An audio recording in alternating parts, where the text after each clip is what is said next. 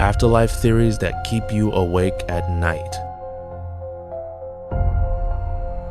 What if death isn't the end, but the beginning of something far more unsettling? Every culture has an answer to what happens next, and some of them are terrifying.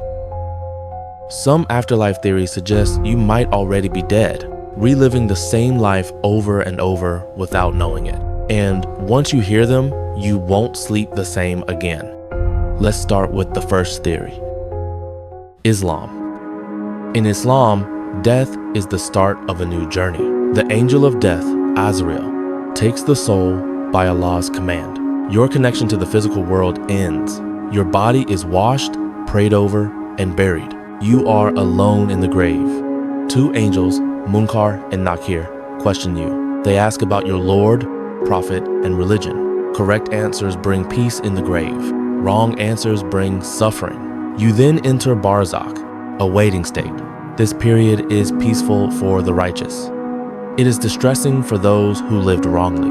On the day of judgment, all are resurrected. Everyone is judged by their book of deeds. The righteous reach paradise, while others face hell. Greek mythology. In ancient Greek belief, death separated the soul from the body immediately. The soul traveled straight to the underworld, ruled by Hades. The underworld was dark, silent, and joyless. Even heroes preferred life over ruling the dead. Despite this, the Greeks deeply respected the deceased. Being remembered by the living was seen as a great gift. Bodies were washed, dressed, and carefully prepared. A coin was placed on the body to pay Charon the ferryman. Without payment, souls wandered endlessly in limbo. Funerals included goods believed useful in the afterlife. Families regularly visited graves with offerings. Neglecting the dead was believed to bring misfortune. Hermes guided souls to the underworld entrance. The dead were judged and sent to Elysium, Tartarus, or a shadowy middle realm. The myth of Orpheus shows the afterlife rarely grants second chances. Rebirth Buddhism.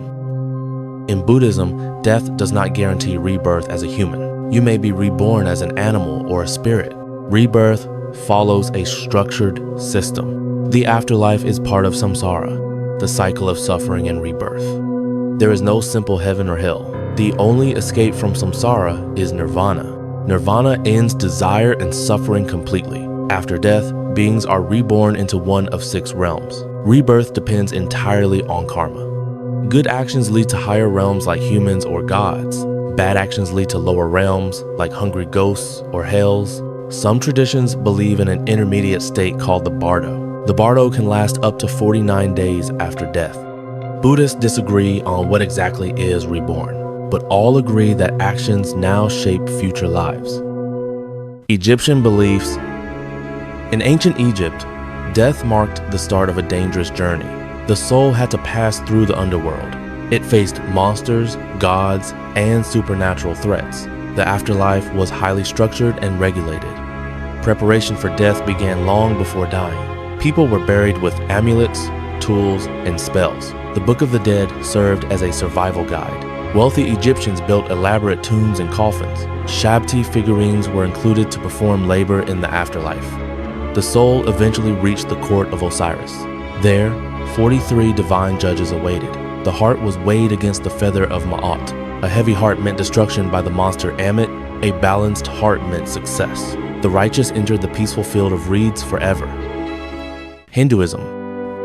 In Hindu belief, death leads to divine judgment, not oblivion. The soul appears before Yama, the god of death. Chitragupta presents a complete record of every action. Nothing in life goes unnoticed. Your life is reviewed through a supernatural reflection. Based on karma, the soul is judged.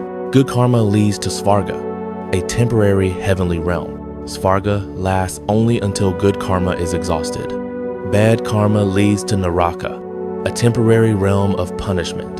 Punishments are intense but not eternal. Afterward, the soul is reborn according to accumulated karma. Rebirth can be human, divine, animal, or a hungry ghost.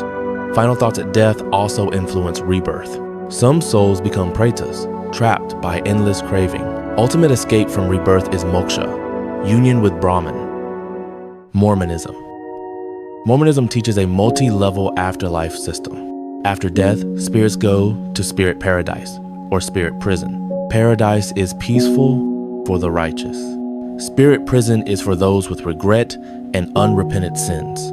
All souls are temporarily separated from their bodies. Judgment Day determines the final destination. There are 3 main heavenly kingdoms. The celestial kingdom is the highest reward. It is for faithful, baptized Mormons with eternal marriage. Its highest level allows life with God and Jesus. The terrestrial kingdom is for good people who rejected Mormonism. They can be with Jesus, but not God the Father. The telestial kingdom is for persistent sinners. These souls suffer first and lack God's presence. Outer darkness is total exile for those who knowingly rejected Christ. Slavic paganism. In Slavic mythology, the afterlife is dangerous and unforgiving. Souls must face death alone with no guidance. Reality is divided into 3 realms: Prav, Yav, and Nav. Prav is the sacred realm of the gods. Yav is the temporary world of the living. Nav is the dark underworld filled with spirits and demons. After death, the soul must cross the river Smorodina. The only crossing is the burning Kalinov Bridge. A monster named Chudo Yudo guards the bridge. Surviving the crossing is not guaranteed. Beyond it waits Baba Yaga, a deadly gatekeeper. She tests souls with impossible tasks and riddles. Nav is ruled by Koschei the Immortal. Souls do not stay in Nav forever. They are eventually reborn, sometimes carrying scars from past lives. Wicca. Wiccans believe in an afterlife called the Summerland. It is a calm, healing place where souls rest after life. The Summerland is forgiving and free from judgment. There is no divine court or eternal punishment. Souls reflect on their lives instead of being judged. They recognize successes and learn from mistakes.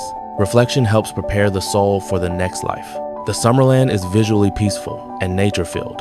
It includes green fields, forests, and flowing rivers. Humans, animals, and spirits coexist in harmony there. Souls may reunite with lost pets in the Summerland. The Summerland is not permanent, but a temporary resting place. After healing, the soul returns through reincarnation. The idea comes from Celtic beliefs like Mag-Male. Overall, the Wiccan afterlife focuses on rest, renewal, and rebirth. Taoism. In Taoism, death is understood as being freed from the body.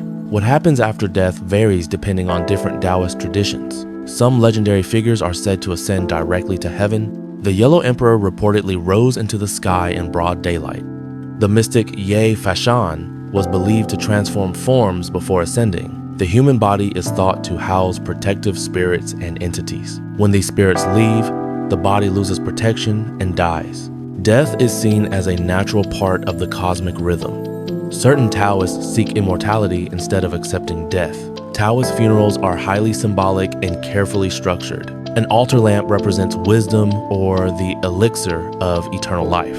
Candles symbolize the sun and moon and the closed eyes of the dead.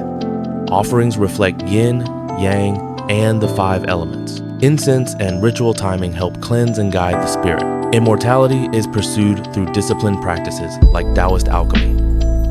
Sumerian beliefs. Irkalla is the Sumerian underworld ruled by the goddess Ereshkigal. It is dark, dusty, and bleak for everyone. The Sumerians did not view death as rewarding or just. There is no heaven, hell, or moral judgment.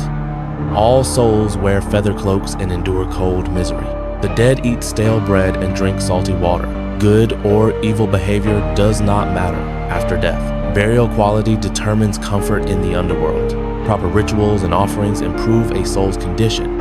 Poor burials leave souls eating dirt or crumbs. Most people were buried beneath their family homes. Bodies were placed in jars, cloth, or simple coffins.